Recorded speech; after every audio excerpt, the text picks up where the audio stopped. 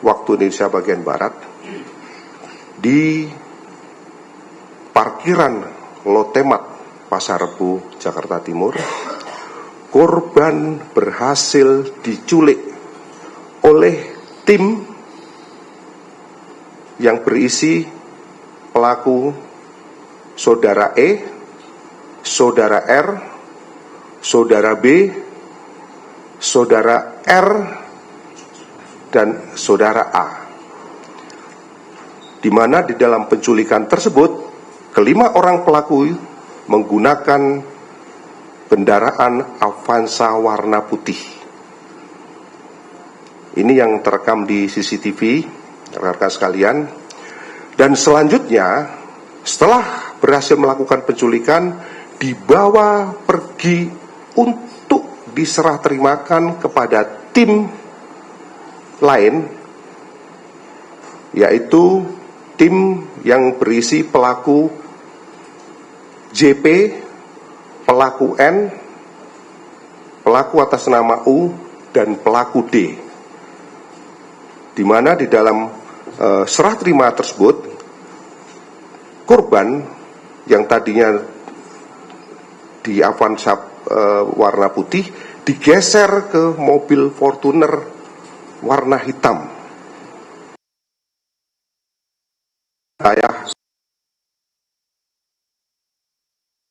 Pukul 20.00.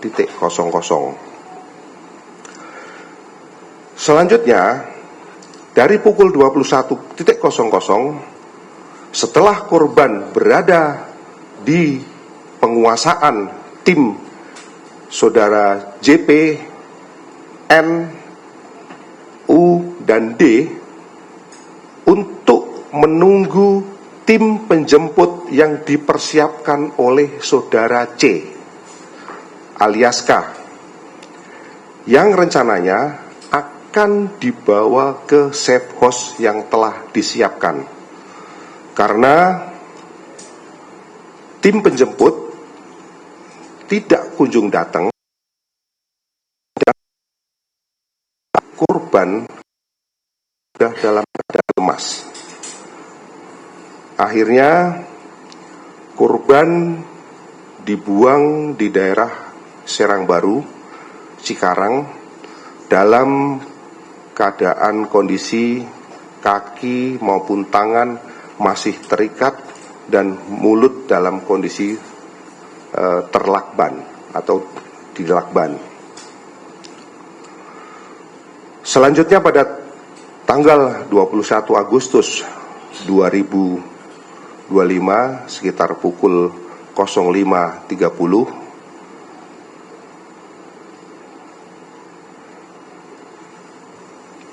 Polsek dari Cikarang mendapatkan laporan tentang penemuan mayat dari warga masyarakat sekitar, dan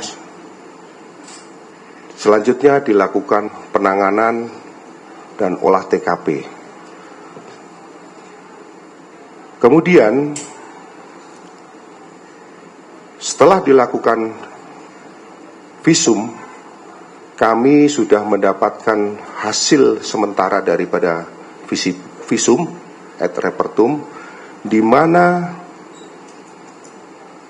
korban meninggal diakibatkan karena kekerasan benda tumpul pada leher yang menekan jalannya nafas dan pembuluh nadi besar, pembuluh nadi besar, sehingga menimbulkan ataupun menyebabkan mati lemas.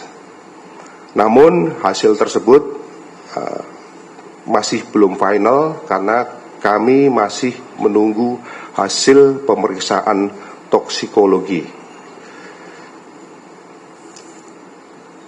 Rekan-rekan sekalian, selanjutnya tim gabungan dari Subdit Resmob dan Jatanras setelah melakukan serangkaian penyelidikan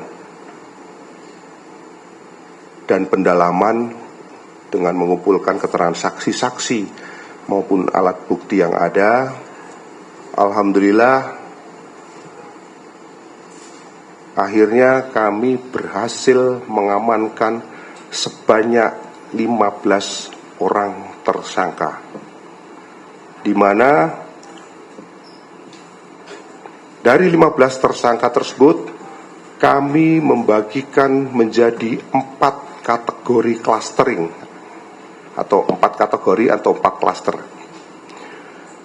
Klaster yang pertama yang merupakan otak perencana pelaku penculikan. Ini terdiri daripada 4 orang. Adapun identitasnya adalah C alias K, di mana peran daripada C alias K ini adalah mengatur dan menghadiri pertemuan dengan pelaku DWI.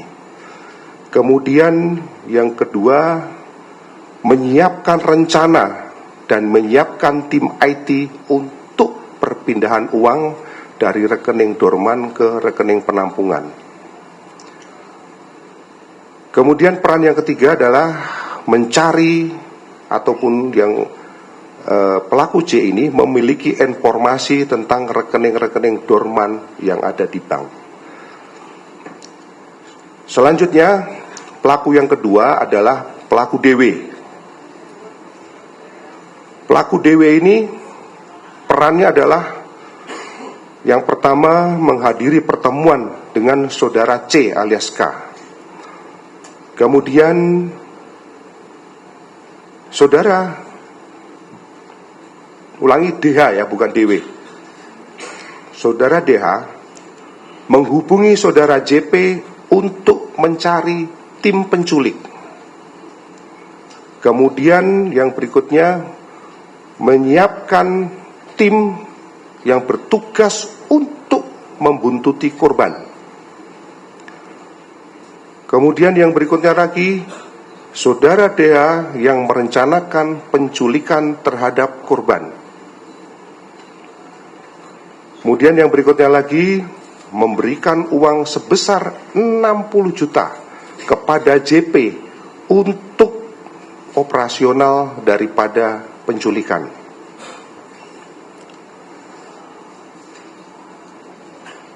Selanjutnya, pelaku yang ketiga adalah pelaku atas nama AAM.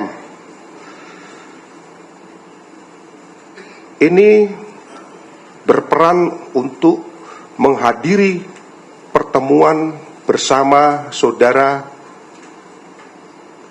C alias K dan saudara DWI.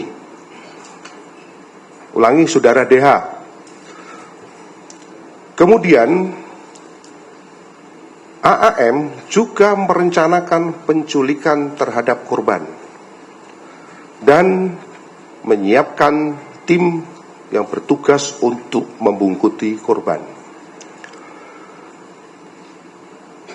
Selanjutnya, pelaku yang keempat adalah saudara JP bertugas mempersiapkan tim eksekutor bersama dengan saudara N.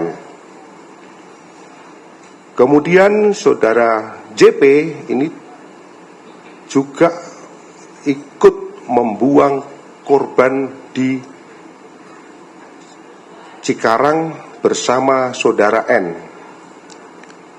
Kemudian yang ketiga berperan mengkoordinir dan mengawasi jalannya pembuntutan sampai dengan kegiatan daripada penculikan terhadap korban.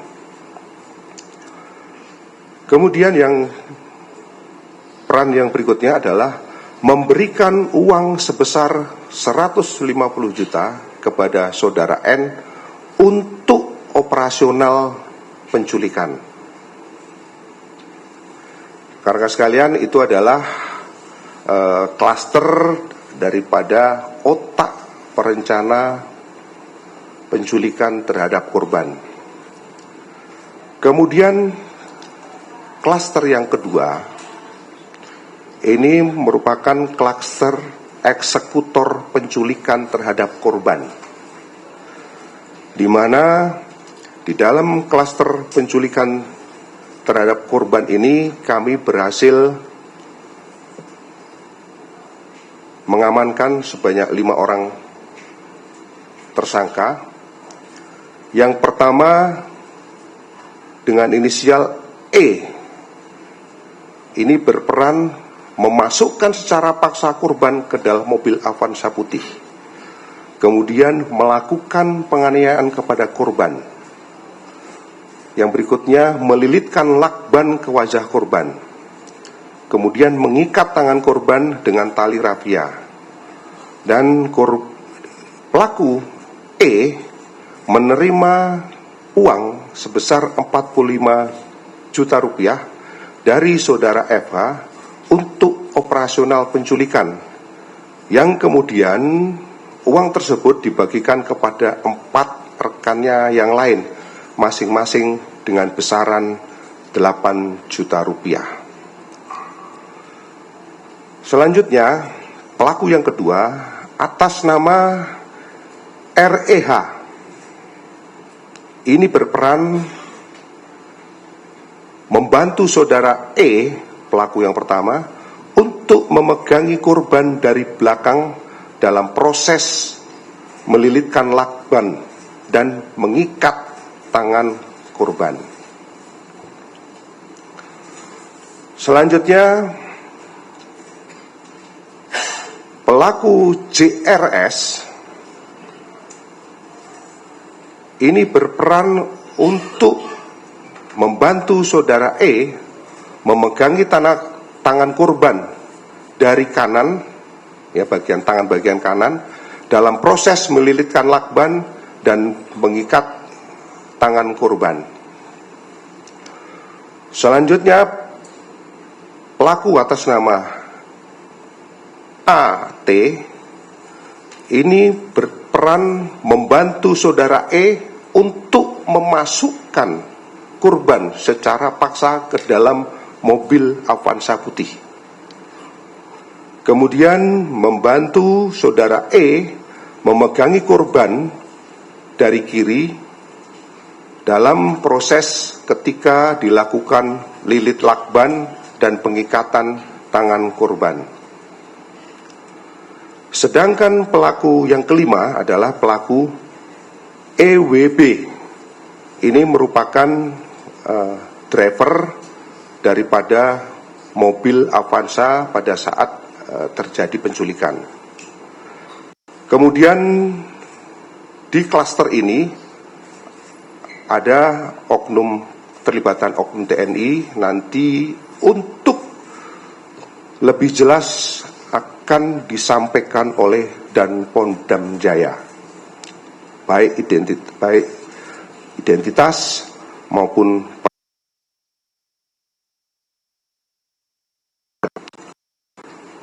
Adapun klaster yang ketiga adalah klaster penganiayaan yang mengakibatkan korban meninggal dunia. Ini sebanyak 3 orang. Yang pertama adalah saudara JP, yang mana JP ini juga merupakan salah satu otak perdana, tapi juga sekaligus sebagai eksekutor.